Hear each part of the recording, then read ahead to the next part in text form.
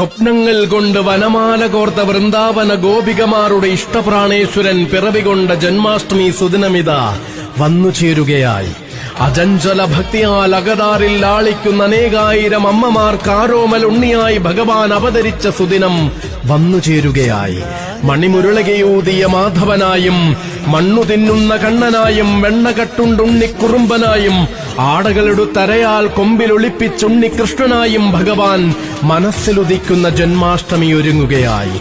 സർവേശ്വരത്വത്തിന്റെ വിശ്വരൂപ ദർശനം നിസ്സഹായനായ പാർത്ഥന് നൽകിയ ശ്രീകൃഷ്ണ പരമാത്മാവ് മണ്ണിൽ അവതരിച്ച ശ്രീകൃഷ്ണ ജയന്തിയായി.